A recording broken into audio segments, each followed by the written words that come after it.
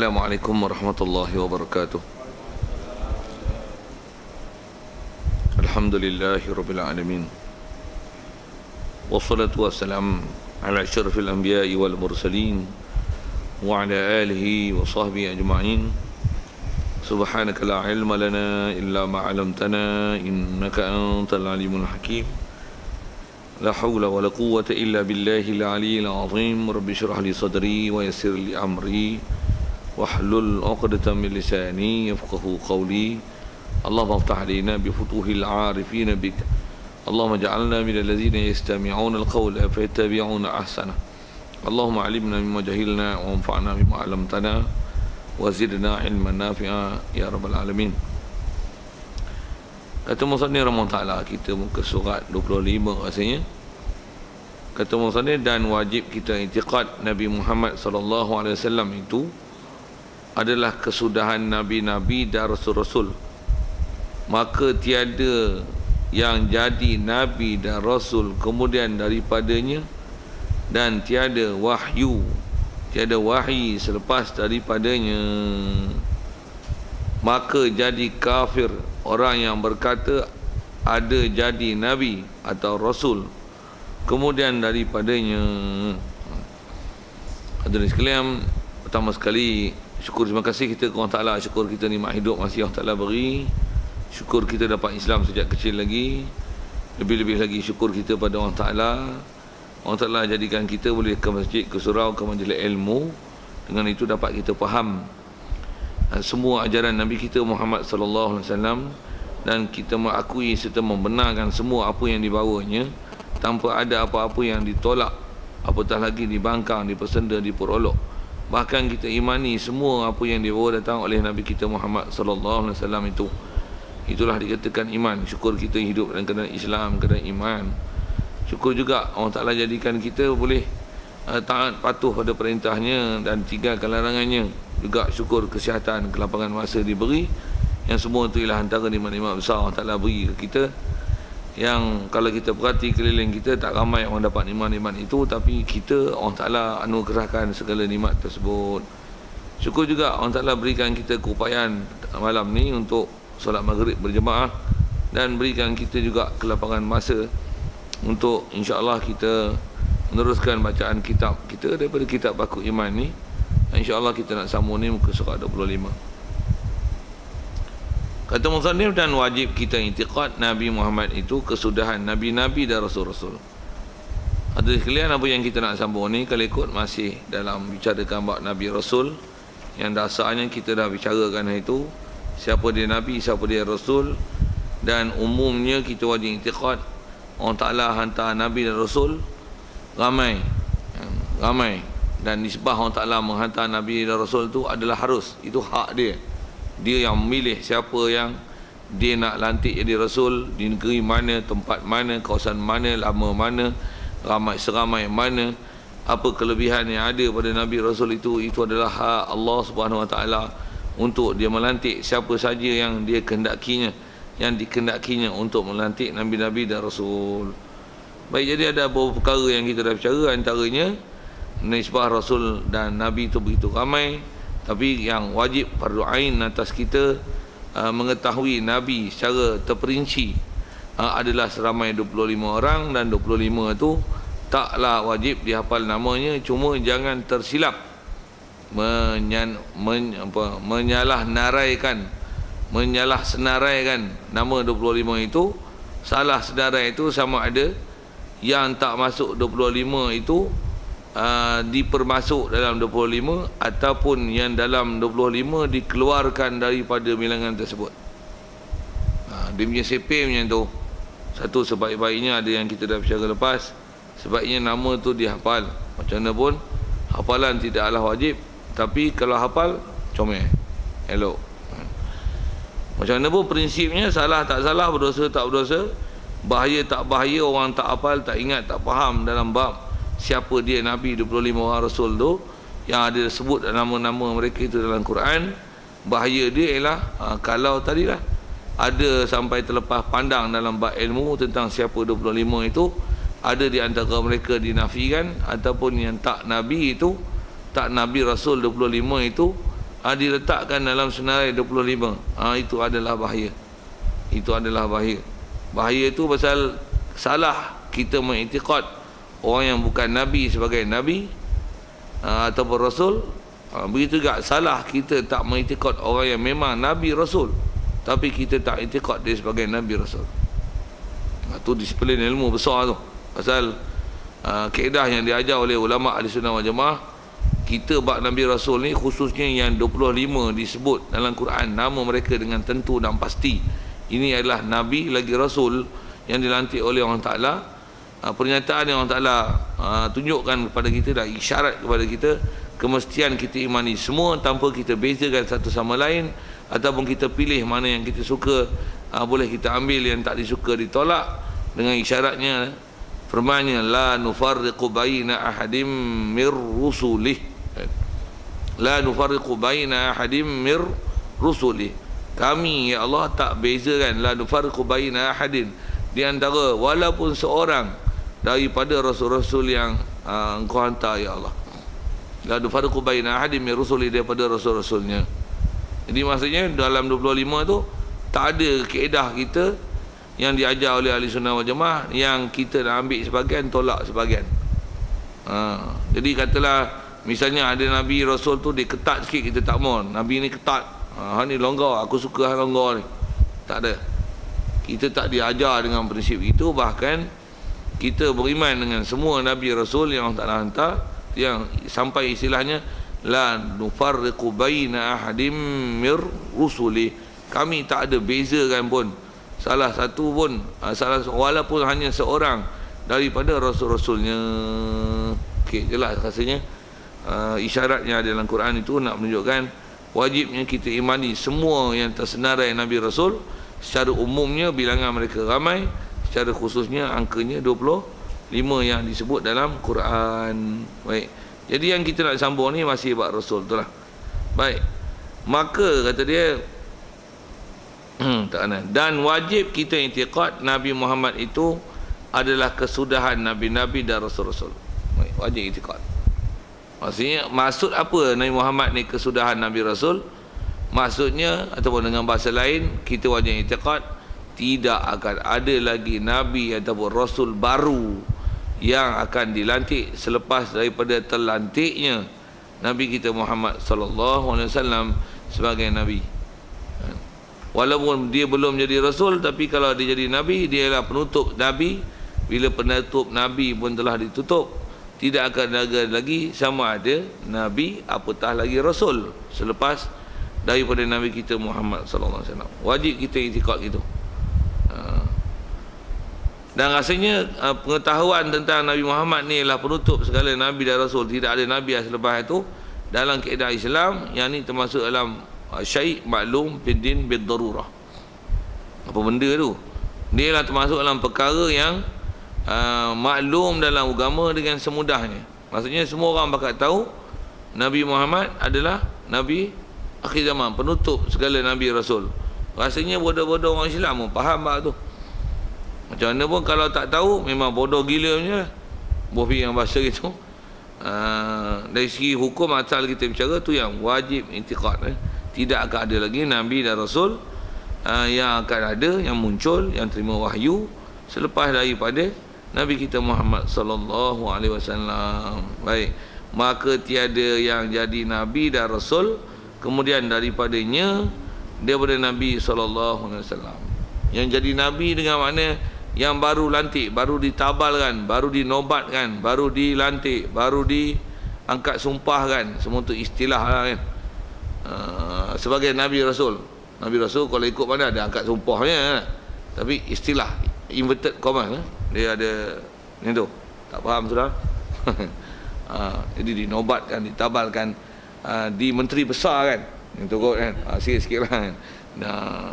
Jadi cuma Nabi Rasul dia bukan menteri kan, tapi inverted commas, inverted commas. Okey. Baik. Rasanya mudah je maklumat tu. Jadi tidak akan ada yang jadi Nabi selepas Nabi Rasul, selepas daripadanya Nabi Muhammad sallallahu alaihi wasallam. Baik, kalau ada pun, ada tu adalah Nabi Isa, yang dia bukan baru dilantik jadi Nabi Rasul, tapi Nabi Rasul yang dah dilantik sebelum Rasulullah, cuma turun semula untuk nanti adanya Dajjal, datangnya Dajjal, munculnya Dajjal, yang mesej ataupun matlamat misi besar yang dibawa oleh Nabi Isa adalah menyelamatkan umat masa itu dengan membunuh Dajjal. Yang tu Nabi Isa ada tu macam mana? Dia bukan terima bukan baru terima wahyu untuk jadi Nabi Rasul, bahkan dia dah terima wahyu sebelum lagi daripada Rasulullah.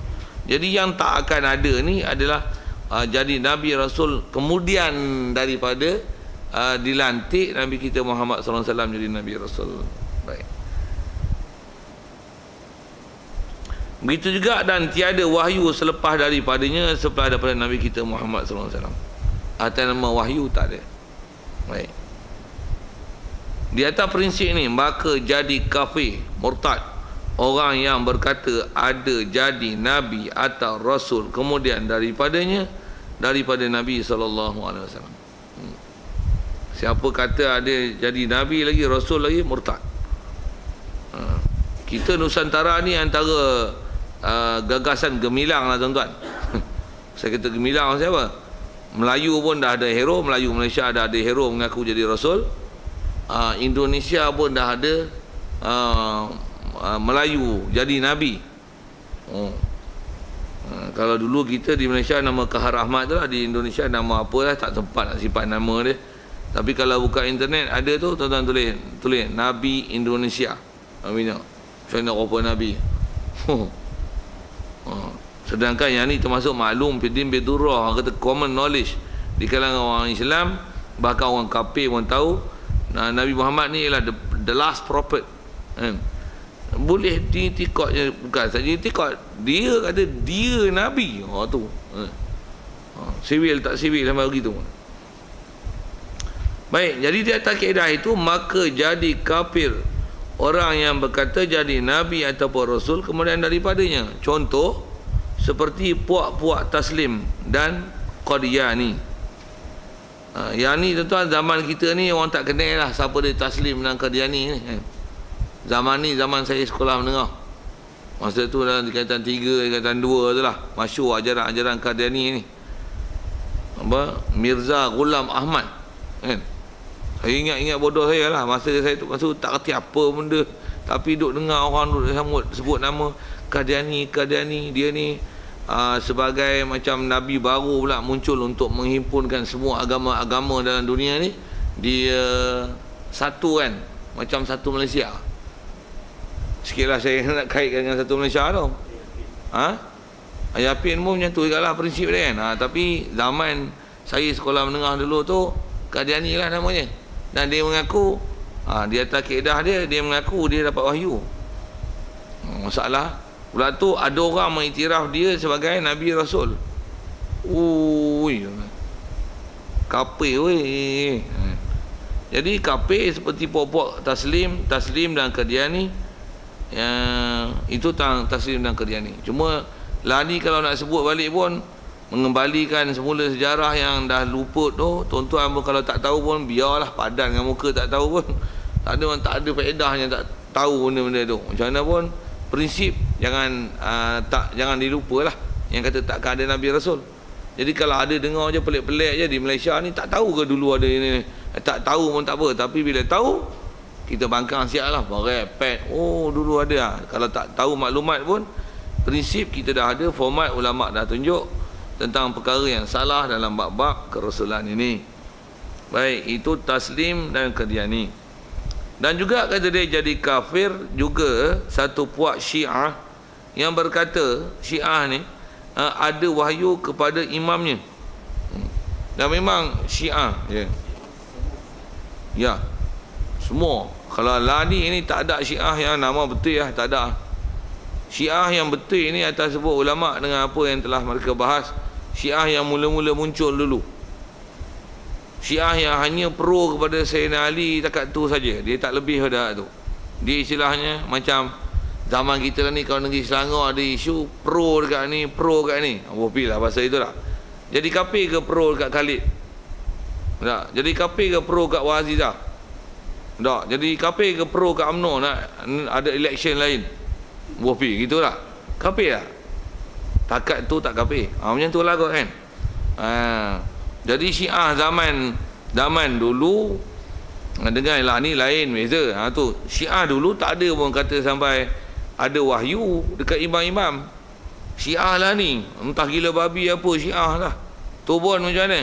Macam mana Nabi Melayu ada orang ikut, Nabi Indon ada orang ikut, Ayah Pin ada orang ikut. Ada orang ikut Syiah. Punya gila, punya bodoh, punya sesat. Ngopi dengan bahasa itu tuan nak kutuk sikit lah kan. Pasal nak supaya beringat benda tu salah. Kalau ada Syiah tak puas hati tu main duduk sini. Kita sembang tau. Tentang tak betul lah, sesatnya pahaman ni. Yang ni pun Tok Guru ni tuan, dia tulis kitab ni punya lama dah. Pasal dia cetak ni masa zaman saya budak-budak bodoh lagi. Tok Guru ni pun dia meninggal tahun 2000, tak ingat saya tahun betul-betul tu. Lebih dah 3 masuk 4 tahun dah rasanya. Dia meninggal, baru je meninggal dia. Dah meninggal pun umur dia 100 lebih. Jadi dia mengarang ni pun ada tulis depan tu dikeluarkan oleh Persatuan Pelajar Pondok se-Malaysia. Lah ni pun kita tak biasa dengar Persatuan Pondok se-Malaysia. Macam mana pun nak sebut tuan-tuan, ini zaman dia tulis. Kalau sebelum tu ulama-ulama kita tulis lagi lama dah. Tambah pula zaman lah ni, lagi lah macam-macam tu yang dia kata. Jadi kafir puak-puak Syiah yang berkata ada wahyu kepada imamnya. Dan memang tuan, imam Syiah ni antara pahaman mereka, imam yang lah ni lah Syiah yang ada kebanyakannya adalah imam Syiah Isna Asyarah. Apa Syiah Isna Asyarah ni? Syiah imam 12. Memang dia ada imam 12 tu lah. Macam mana pun bila imam 12 ni memang antara prinsip besar dia, dia kata imam dia ni memang dapat wahyu. Bahkan kalau kita tengok yang ni bukan kita tohmah, kita kata, kita reka, kita fitnah ke dema kan. Dema yang tulis dalam buku dema, cuma saya tak pasti kat sini dapat ataupun tidak. Rasanya dalam tempoh 2 tahun lepas ada dia hantar 3 buah buku ke seluruh masjid dan surau-surau di Malaysia yang dibayari oleh lupa nama saya, tapi ada Syiah se-Malaysia, Persatuan Syiah se-Malaysia. Dia ada pertubuhan Syiah se-Malaysia yang dia hantar buku 3 buah. Antaranya tajuk Khulafa' Ar-Rasyidin. Pada dia Khulafa' Ar-Rasyidin besar, bukan Sayyidina Abu Bakar, Umar, Uthman, tak masuk. Dia cerita, satu buku tu agak tebal, satu buku dialog antara Syekh Syiah dia dengan salah seorang ulama Azhar yang dia kata itulah dialog berlaku antara 2 orang, padahal bohong aja. Seorang cakap je, untuk dakwa Syekh Azhar tu berdialog dengan Syiah dia. Okey, tu 2. Satu buku lagi adalah buku akhirnya ku temui jalan yang benar, Summah Tadaitu, kalau bahasa Arab dia. Allahumma salli ala sayyidina Muhammad. Buku tu agak nipis, cuma yang tu adalah buku yang berbentuk novel. 3 buah buku. Saya nak sebut tu pasal buku tu dihantar satu Malaysia atas nama Jemaah Syiah Malaysia. Allahumma salli ala sayyidina Muhammad. Yang memang dalam buku tu dia sebut tentang ajaran dia, dan antaranya dia sebut tentang dia kutuk sahabat, antaranya dia iktikadkan adanya imam 12, dan antaranya dia iktikad imam-imam dia adalah maksum, dan antaranya dia iktikad imam-imam dia terima wahyu. Macam-macam benda. Kalau ikut buku tu pun dah pandai dah untuk tunjuk dia sesat. Tapi buku tu dengan bangganya dia hantar satu Malaysia untuk menunjukkan bahawasanya dia adalah ajaran yang benar. Cuma tuan-tuan kalau tak kerti, tuan-tuan mau pening tuan-tuan baca buku tu. Itu saya kalau baca buku tu memang saya ambil, saya empuk kepala dia. Pasal dalam tu sesat banyak. Cuma dia tak kata dengan apa yang ada dalam tu sebagai sesat. Bahkan kata dia itulah prinsip kami. Dia serupa macam Hindu dengan Buddha pula. Agak-agak tuan-tuan, kalau tuan-tuan kata dia sesat, dia kata apa tuan? Apa sesat-sesat? Nampaklah sesat. Bukan kita ada kebebasan beragama ke? Kita pun boleh pilih kita punya Tuhan mana kita suka juga. Itu kelin lah dekat itu. Okey, macam itulah sikit.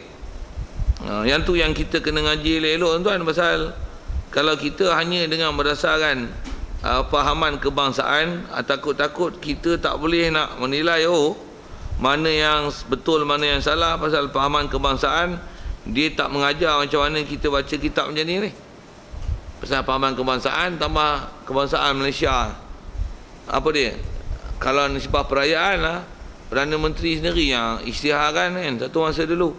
Dia kata apa? Semua perayaan di Malaysia adalah perayaan rakyat Malaysia. Hari Wesak, hari Christmas. Jadi raikanlah. Ini adalah perayaan kita bersama. Raikanlah dia sebagai satu Malaysia. Macam tu lah. Memang lebih kurang macam tu lah dia cakap bahasanya. Dan dia letakkan bahasa, kata dia inilah uniknya negara kita yang tidak ada dalam negara lain, kerana kita ada berbilang bangsa, berbilang agama, dan boleh duduk di bawah satu pemerintahan dengan aman, damai, tanpa apa-apa kelahi-kelahi, berbalahan dan perseteruan. Kita boleh hidup dengan harmoni. Itu ajaran kebangsaan tu. Kalau ada orang kita boleh anggur, dia dengar, dia setuju dengan ajaran macam tu, boleh jadi kafir. Tak mana jadi kafir? Mengiktiraf semua ajaran dan agama yang ada di Malaysia ni sebagai betul, dan kita meraihkan mereka dan menghormati satu sama lain. Hormat dengan makna mengiktiraf dan memperakui agama lain sebagai agama. Apatah lagi mengiktikadkan mereka juga ke syurga mengikut jalan masing-masing. Kita Islam jalan Islam, kafir cara kafir. Itu pahaman kebangsaan lah. Yang nak tahu berapa ramai tuan-tuan, kalau tuan-tuan lah, kalau rajin pergi buat temu ramah orang ramai, pergi jumpa seorang juga tuan-tuan sembang. Kalau pergi jumpa orang lain payah kan, jumpa rakan sepejabat, rakan sekerja, mana kawan-kawan kita yang tak pernah ikut pengajian dalam bab akidah ni. Cuba tuan-tuan sambil-sambil tu sending-sending siku sikit, tanya dia macam, apa pendapat engkau? What is your opinion? Apa pendapat anda? What do you want to say about this? Cerita tak dia nak komen apa. Tak apa ada Syiah ke, what do you want to comment, what do you want to say to about Syiah? Dia kata, Syiah is nice person. Nice person. Sure, out. Apa saja seumpama tu. Satu kadang-kadang kita bab ni, kita nak detect bukan gaduh payah-payah, bukan orang jauh-jauh. Tak apa, kita tengok orang dalam rumah kita. Kalau katalah orang rumah kita pun tak biasa main masjid surau, tuan-tuan jangan tak tahu. Kalau dia tengok TV, dia tak kerti apa tu, kita pula balik tidur je, macam bagus je. Kita dengar, dia tak dengar, tapi kita tak pernah ajar dia apa yang betul salah. Jangan disangka mereka tu betul. Macam mana pun nak tahu tak tahu, balik tanya tengok. Sikit sebut-sebut tu ya.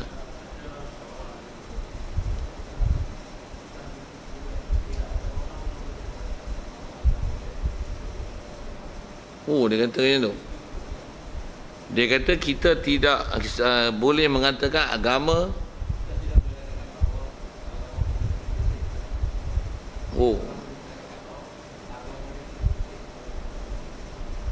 Dia kata macam tu. Dia kata tidak ada orang yang boleh berkata agama dia adalah lebih baik daripada agama orang lain. Inilah pahaman kebangsaan ni. Kalau itikad tu memang, kalau bahasa macam tu memang disebut macam tu. Kalau tambah kita minta detail, rasanya memang dia akan kata agama semua sama. Kalau faham daripada apa dia cakap tu macam tu kan. Dia kata pasal tak boleh kata lebih baik. Pasal apa tak boleh kata? Kalau memang dia kata tak boleh kata tu, maksudnya tak boleh itikad dan Islam kafir sama je, semua ke syurga. Memang tambah syak lagi, murtad lah kalau cakap begitu. Ini yang kita susah hati ni. Pasal yang cakap macam tu bukan orang hak bengong-bengong, hak jual goreng pisang hak dua atas tu, hak bagi ucapan dalam TV tu. Majlis-majlis perasmian apa, dia cakap ni majlis-majlis rasmi, majlis-majlis yang membentuk nasional lah dia cakap dia bagi ucapan utama yang ni yang kacau ke kita ni. Macam mana berkacau tak kacau tuan-tuan, dia tak cuainya kita mencari akidah yang sepatutnya diiktikad dengan betul. Beban atas kita, dosa atas kita, di atas cuai yang kita mencari ilmu.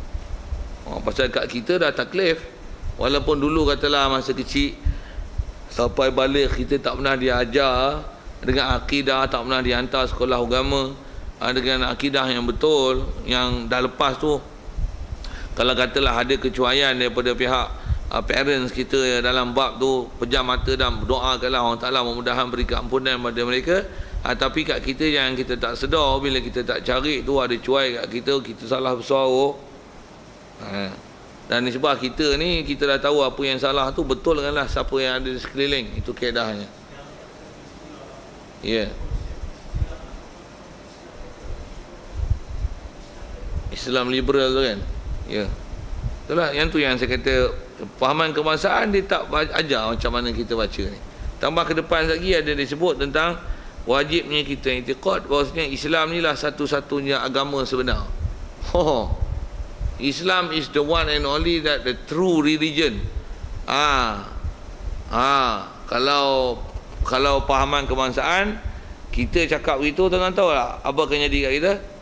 Kita akan dilabel sebagai pengganas. Memang pasal apa? Kira dia je betul, orang lain semua salah. Malaysia ni dia ajar prinsip apa? Tolerant. Kita mesti, kalau Islam yang wasatiyah. Islam tapi mestilah Islam yang diiktiraf agama lain tentang kebebasan beragama. Nampak tu? Malaysia punya kan, tu acuan Malaysia. Itu adalah pahaman kebangsaan. Dengar saya sebut, Islam ialah Islam. Kerajaan mengistilah Islam sebagai agama rasmi. Tapi dalam masa yang sama dia kata apa? Kita juga mengiktiraf agama lain dan mereka adalah bebas beragama. Dan bebas melaksanakan aktiviti agama mereka. Bahkan hendaklah kita raikan itu adalah perayaan kita. Itu pahaman kebangsaan kan? Jangan tak sedar kan, kita dah lama dah diasuh macam tu. Cuma bila kita ngaji dengan kat masjid surau ni, adalah tapih kita betul ke ni? Dengar buat tak tahu, buat dengar tak dengar je lah. Tapi kalau ikut, kalau pandang pada sudut akidah, cakap tu salah besar. Salah besar tu. Dan salah besar tu boleh jadi murtad tu. Kita tengok dia disiplin dalam kaedah kita, mengikut kaedah Ahli Sunnah wal Jamaah. Apa dia? Pasal dia berkaitan dalam bab pengiktirafan apa yang sepatutnya diiktiraf dengan ajaran Nabi Rasul. Bila dia menyalahi pengiktirafan apa yang sepatutnya diiktiraf, pula tu termasuk dalam benda yang maklum fidin bidururah, benda yang simply known among the Muslim. Tengok-tengok dia menyalahi itu, memang keluar pada jalan Islam tu. Alhamdulillah. Baik. Jadi kalau asal kita bicara tadi ke Syiah, tak mana masalah dia yang sebut ni. Asal kita bicara tak ada Nabi Rasul tu, mereka mengiktikadkan imam-imam mereka boleh dapat wahyu. Dan memang mereka mengiktikadkan imam-imam mereka dapat wahyu, dan imam-imam mereka mempunyai keupayaan untuk jadi, ada istilah nasikh yang memansuhkan hukum. Imam dia orang ada keupayaan tu. Satu, dulu revolusi besar dalam pahaman Syiah ni adalah Khomeini ya. Satu masa dulu kan revolusi Iran dulu, memang Khomeini ni dikira sebagai mujaddid yang membuat pembaharuan besar dalam ajaran Syiah. Pasal Imam Khomeini pun kalau ikut, dia bukan imam 12 tu, bukan. Khomeini bukan masuk dalam imam 12, tak masuk senarai pun. Dia ni dipanggil apa? Pra imam 12. Dia panggil wilayah faqih. Dia ada istilah-istilah dia lah dalam Syiah ni. Reti ke lah saya. Pasal saya pernah jumpa beberapa Syiah ni, dan pernah adalah penerangan tentang diberi pahaman Syiah ni. Dan Khomeini ialah antara dah sebut apa, pemimpin Syiah yang telah memodernisasikan pahaman Syiah. Kalau ikut yang ada kuasa untuk nasih masuk, ubah hukum, terima wahyu ni, imam-imam tu ya. Ni imam pun imam 12 tu ya. Yang ni imam tak 12 pun sapu licin semua. Maksudnya boleh juga fatwa, boleh juga nasih mansuh, boleh keluar hukum, boleh disebab wahyu, dapat wahyu. Antara kaedah kias dia kata pasal kalau Nabi Rasul tak semua Nabi Rasul jadi pemimpin. Betul tak? Ada Nabi Rasul tak jadi pemimpin tau. Cuma Nabi kita Muhammad SAW memang jadi pemimpin. Dia Nabi-Nabi, Rasul-Rasul, lepas tu, dan dia adalah khalifah. Ada yang tak jadi khalifah. Nabi Isa tak khalifah. Tak ada. Yang Nabi yang jadi khalifah, Nabi Daud, Nabi Sulaiman, Nabi Muhammad. Nabi-Nabi tertentu bukan semua kan. Jadi ada Nabi yang tak khalifah.